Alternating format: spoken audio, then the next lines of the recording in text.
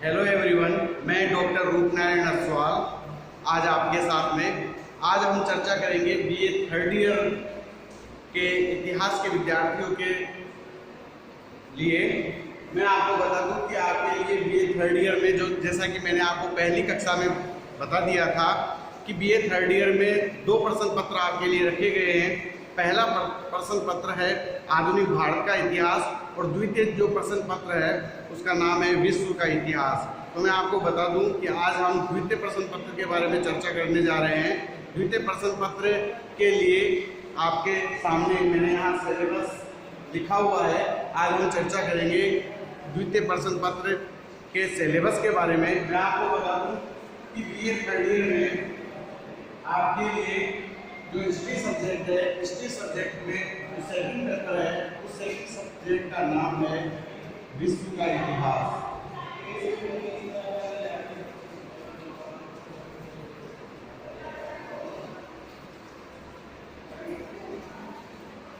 आज हम आपके साथ में विश्व के इतिहास के बारे में चर्चा करेंगे। विश्व के इतिहास को 3 सेक्शनों में डिवाइड किया गया है, सेक्शन ए, सेक्शन बी और सेक्शन सी। इस तरीके से इतिहास सब्जेक्ट को जो बीए सेकेंड ईयर का जो प्रश्न पत्र है उसको 3 भागों में डिवाइड किया गया है। अब हम चर्चा कर लेते हैं सेक्शन ए के बारे में। सेक्शन ए के अंदर हमारे जो पहला अध्याय है वह है पुनर्जागरण एवं आधुनिक युग का प्रारंभ। पुनर्जागरण के अंतर्गत किस तरीके से विश्व के अंदर जो घटनाएं घटित हुई और एक नया बदलाव आया, मध्यकाल को छोड़ करके सामंतवादी युग को छोड़ करके किस तरीके से नव संदेश लोगों को तक पहुंचा, मानववाद का किस तरीके से उदय हुआ, उसका हम इस अध्याय में अध्ययन करेंगे। यह आपने बड़ा महत्वपूर्ण अध्याय है। आने वाली कक्षाओं में मैं इसके बारे में आपको विस्तृत रूप से पढ़ाऊंगा। अब हम बात करते हैं अगले अध्याय के है धर्म सुधार आंदोलन। किस तरीके से विश्व में धर्म सुधार आंदोलन किए गए, आडम्बरों, पाखंडों और जो धार्मिक मठाधीश बने हुए थे उन मठाधीशों के द्वारा किस तरीके से जो धर्म ग्रंथ थे उनकी गलत व्याख्याएं करके लोगों को भ्रमित करने का कार्य किया गया था, उनके विरुद्ध पूरे वर्ल्ड में, जिसमें विशेष रूप से हम देखें कि मार्टिन लूथर का नाम आता है, उन्होंने किस तरीके से बाइबल का एक्सप्रेशंस किया और उसको लोगों के सामने रखने की कोशिश की, वह हम इस धर्म सुधार आंदोलन के अंदर आपके साथ में चर्चा करेंगे और इसका अध्ययन करेंगे। और किस तरीके से धर्म सुधार आंदोलन ने धर्म के क्षेत्र में क्रांति ला दी थी, धर्म को वास्तविक रूप से लोगों को एक समझ पैदा कर दी थी, वह उसी का परिणाम है कि प्रति धर्म सुधार आंदोलन का डेवलपमेंट हुआ। और जो कैथोलिक धर्मावलंबी लोग थे उनको एंग्लो इंडियंस जो थे उन लोगों को मजबूर होना पड़ा कि हमें हमारे धर्म के बारे में चर्चा करनी चाहिए। और इसी कारण से यूरोपीय लोगों ने, आंग्ल लोगों ने इस पर चर्चा की और उन्होंने प्रति धर्म सुधार आंदोलन का प्रारंभ हुआ और एक इसके पैरेलल एक नवीन धर्म का प्रारंभ हुआ। इसके बाद में फिर हम देखते हैं आपकी परिवर्तन आपके सिलेबस में रखा गया है। इसमें सामंतवाद से पूंजीवाद को इंक्लूड किया गया है। किस तरीके से सामंतवादी परंपरा की जड़ें बैठी हुई थी, वहां से निकल करके और किस तरीके से पूंजीवाद की ओर मानव अग्रसर हुआ, उसकी लंबी कहानी है। वह हम आने वाले आपके इतिहास की कक्षाओं में आपसे डिस्कस करेंगे। या आपके सिलेबस में रखा गया है पूंजीवाद और वणिकवाद या वाणिज्यवाद हम इसको कह सकते हैं, उसका किस तरीके से विकास हुआ उस पर चर्चा करेंगे। इसके बाद में आपके सिलेबस में रखा गया है आर्थिक क्रांति। अमेरिका की क्रांति। अमेरिका की क्रांति आपके लिए बड़ी महत्वपूर्ण है क्योंकि अमेरिका की क्रांति के पश्चात ही पूरे विश्व में एक संदेश गया था और एक नव जागृति का काम हुआ था। राष्ट्रवाद के उत्थान का जो काम हमें देखने को मिलता है अमेरिका की क्रांति का परिणाम माना जाता है। इस क्रांति के क्या कारण थे, इसकी क्या प्रगति रही और इसके क्या प्रभाव रहे, क्या परिणाम इसके निकल के आए, इसके ऊपर हम चर्चा करेंगे आने वाली कक्षाओं में। इसके बाद में फिर हम देखते हैं फ्रांस की क्रांति। फ्रांस की क्रांति बड़ी महत्वपूर्ण क्रांति है और इसने जिस तरीके से समाजवाद का विकास किया, गणतंत्र का विकास किया, वह यह हमारे लिए बड़ी महत्वपूर्ण है, विद्यार्थियों के लिए बड़ी महत्वपूर्ण है। इतिहास की समझ पैदा करती है। फ्रांस की क्रांति के कारण घटनाएं व प्रभाव को हम बारीकी से समझने की कोशिश करेंगे। इसके क्या कारण थे, इस क्रांति में कौन कौन सी घटनाएं घटित हुई और इस क्रांति का क्या प्रभाव पड़ा, जिसको हम बारीकी से आपके साथ में आगे आने वाले कक्षाओं में पढ़ेंगे। ये आपके सिलेबस में सेक्शन ए में सम्मिलित किया गया है। इसके बाद में नेपोलियन बोनापार्ट के मूल्यांकन पे हम चर्चा करेंगे। इसके बाद में नेपोलियन बोनापार्ट बड़ा महत्वपूर्ण है, इसमें से आपके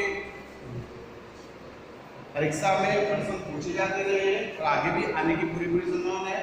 इसके बाद हम औद्योगिक क्रांति के बारे में हम चर्चा करेंगे, जिसके कारण के बारे में हम चर्चा करेंगे, उसमें क्या क्या प्रक्रियाएं हुई, कौन कौन सी खोजें हुई, किस तरीके से इसका डेवलपमेंट हुआ, औद्योगिक क्षेत्र में मशीनीकरण का युग किस तरीके से आया और जो औद्योगिक परिक्षेत्र में जो विकास हुआ है वो हम समझने की कोशिश करेंगे। उसका क्या प्रभाव पड़ा, किस तरीके से विश्व में आमूल परिवर्तन हुए औद्योगिक क्षेत्र में और आर्थिक डेवलपमेंट में जो देखने को मिला वो इसका परिणाम है। इसका हम बारीकी से अध्ययन करेंगे। तो इस प्रकार से ये सेक्शन ए आपका कंप्लीट होता है, जिसमें आपके लिए महत्वपूर्ण जो बिंदु है पुनर्जागरण, धन सुधार आंदोलन, अमेरिका की क्रांति, नेपोलियन बोनापार्ट, फ्रांस की क्रांति और औद्योगिक क्रांति, इनको हम बारीकी से अध्ययन करेंगे। इसके बाद में हम देखते हैं सेक्शन बी के बारे में चर्चा करते हैं। सेक्शन बी आपके लिए बड़ा महत्वपूर्ण है। वैसे तो महत्वपूर्ण तीनों ही सेक्शन आपके लिए है, प्रत्येक सेक्शन में से आपके लिए प्रश्न पूछे जाने वाले हैं। इस बी सेक्शन की जब हम बात करते हैं तो 19वीं शताब्दी में राष्ट्रवाद का उदय, राष्ट्रवाद के उदय के कारण में किन परिस्थितियों में राष्ट्रवाद का उदय हुआ, उन सभी घटनाओं का हम बारीकी से अध्ययन करेंगे। और इस राष्ट्रवाद के कारण से जर्मनी और इटली में जो आमूल परिवर्तन हुआ और इसी कारण से जर्मनी और इटली का जो एकीकरण संभव हो पाया था, यह आपके सिलेबस में रखा गया है।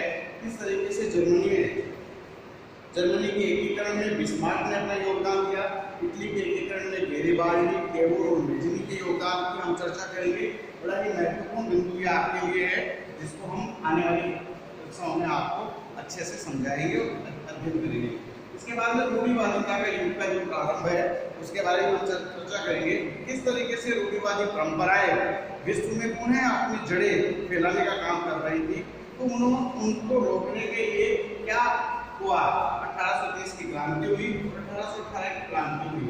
इन दोनों ही क्रांतियों के बारे में हम बारीकी से चर्चा करेंगे और इन क्रांतियों के जो प्रभाव था वह हम देखेंगे। साम्राज्यवाद एवं उपनिवेशवाद का विकास आपका अगला बिंदु है। साम्राज्यवाद एवं उपनिवेशवाद का विकास ये आपका अगला बिंदु है, बड़ा महत्वपूर्ण बिंदु है। इसको भी हम समझने की कोशिश करेंगे कि किस तरीके से विश्व की जो धनाढ्य राष्ट्र थे उन राष्ट्रों ने अपनी शक्ति के बल पर साम्राज्यवाद का विकास किया और फिर उपनिवेशवाद का विकास किया। जैसे कि भारत अंग्रेजों का उपनिवेश था, ब्रिटेन का उपनिवेश था। तो इस तरीके से जैसे ब्रिटेन ने, फ्रांस ने, पुर्तगाल ने, स्पेन ने आदि विभिन्न राष्ट्रों ने अपने अपने उपनिवेश बनाए और अपने साम्राज्य का विस्तार किया। उसके लिए उन्होंने जो नीतियां अपनाई, क्या प्रक्रियाएं रही थी, हम उनका इस अध्याय में अध्ययन करेंगे। इसके बाद नव विश्व का शोषण, इस अध्याय के अंदर स्पेशली एशिया और अफ्रीका के अंदर जो शोषण की प्रक्रियाएं थी, जो ये उपनिवेशवादी राष्ट्र थे, इन राष्ट्रों के द्वारा अफ्रीका में और एशिया के राष्ट्रों के अंदर जिस तरीके से शोषण किया गया था उसका अध्ययन हम इस अध्याय के अंतर्गत करेंगे। ये आपके लिए बड़ा महत्वपूर्ण है, इसको हम बारीकी से समझने की कोशिश करेंगे। इसके बाद में आती है पूर्वी समस्या व उसकी जटिलता। ये बड़ा महत्वपूर्ण प्रश्न है। पूर्वी समस्या के ऊपर प्रश्न बारीकी से भी पूछा जाता है, ऑब्जेक्टिव क्वेश्चंस भी आपके लिए आते हैं और एक बड़ा प्रश्न निबंधात्मक क्वेश्चन भी इसमें से पूछा जाता रहा है।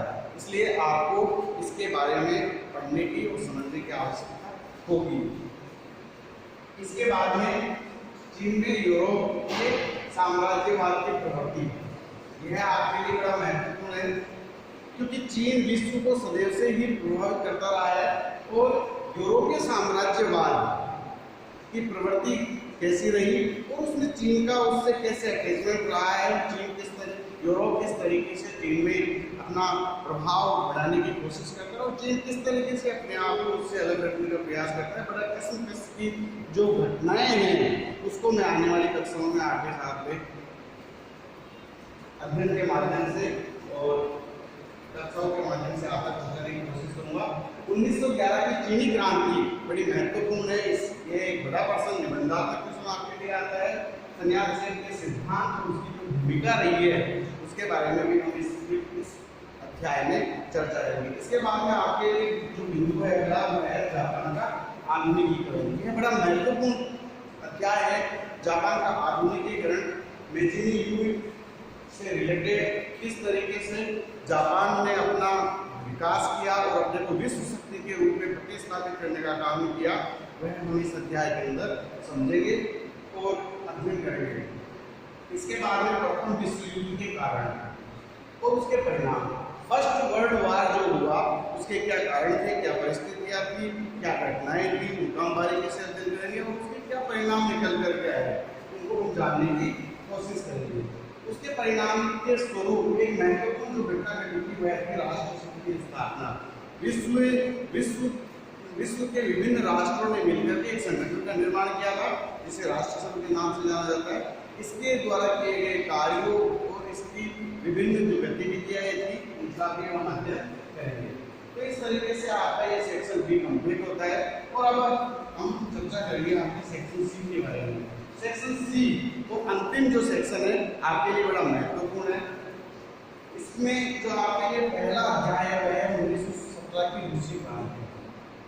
रूस में जो क्रांति हुई वह साम्यवाद के प्रादुर्भाव में अपना विशेष योगदान देती है। इसलिए इस क्रांति के बारे में हमारे को अध्ययन करने की अत्यंत आवश्यकता है। इसके कारण और परिणाम और इसकी घटनाओं के बारे में हम आने वाली कक्षाओं में अध्ययन करेंगे। बड़ी महत्वपूर्ण है ये। इसके बाद में हम आर्थिक मंदी के बारे में चर्चा करेंगे।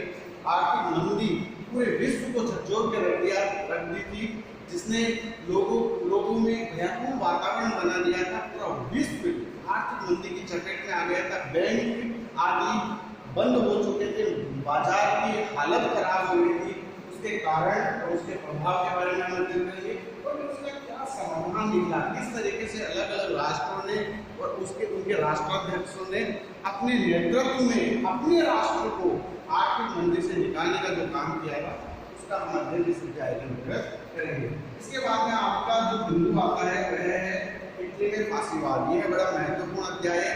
किस तरीके से इटली में फांसीवाद का उदय हुआ मुसोलिनी के नेतृत्व में, और मुसोलिनी के नेतृत्व में फांसीवाद की जो जड़ें हैं किस तरीके से वहाँ के लोगों को प्रभावित कर पाती है।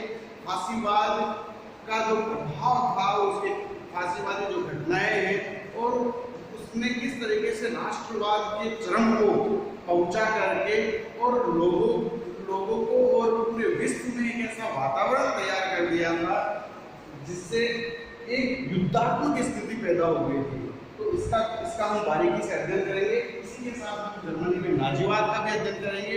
यह हिटलर के नेतृत्व में वहाँ पर फैला और विकसित हुआ, जिसने पूरे विश्व को प्रभावित किया। यह आप सब लोग अच्छी तरीके से जानते हो कि हिटलर ने किस तरीके से पूरी दुनिया को हिला के रख दिया था।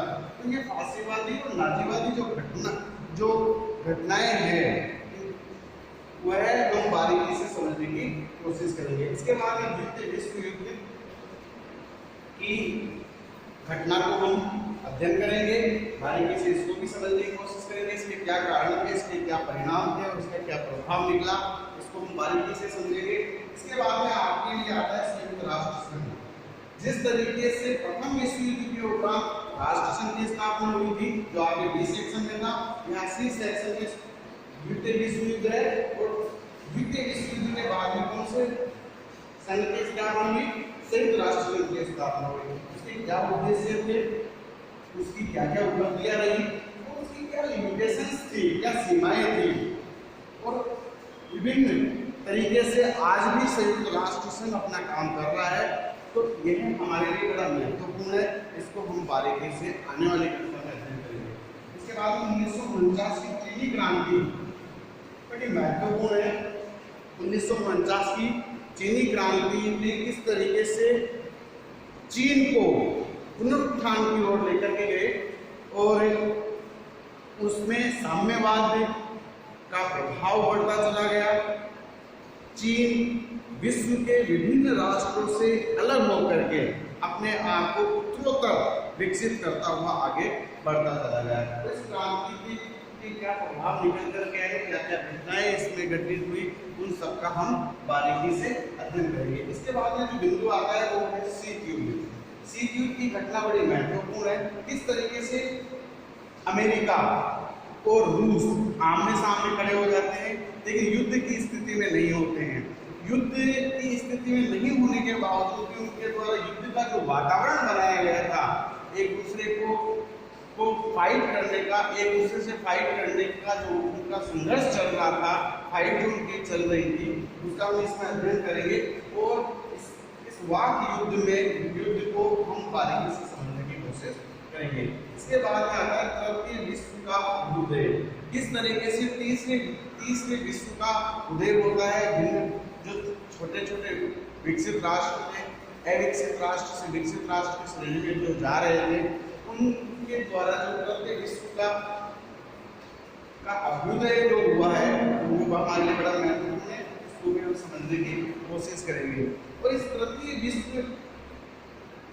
विश्व का जो अभ्युदय हुआ, इसके पश्चात इसमें जो महत्वपूर्ण भूमिका निभाई, जिसमें भारत बड़ा महत्वपूर्ण देश था, उसमें जो काम किया गया वह का जो काम है वह बड़ा महत्वपूर्ण है। क्योंकि हम देखते हैं कि शीत युद्ध के कारण से सोवियत संघ और अमेरिका आमने सामने हो गए थे। पूरा विश्व दो गुटों में विभाजित हो रहा था।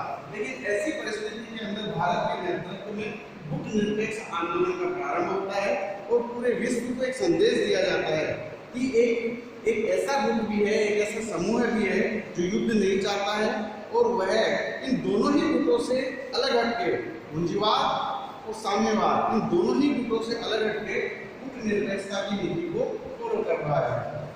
इसके बाद में अरब विश्व के बारे में हम चर्चा करेंगे, जिसमें विश्व राष्ट्र को विशेष रूप से अध्ययन करने की कोशिश करेंगे। दक्षिणी पूर्वी एशिया के बारे में हम चर्चा करेंगे और दक्षिणी पूर्वी एशिया में वियतनाम को इसके भी अध्ययन करेंगे।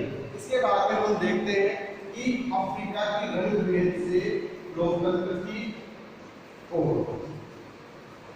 अफ्रीका जो राष्ट्र था, वहां पर गोरों का शासन था, अंग्रेजों का शासन था, और उनके द्वारा अफ्रीका के जो मूल निवासी थे, अफ्रीका के जो लोग थे, उनसे भेदभाव किया जाता था रंग के आधार पर।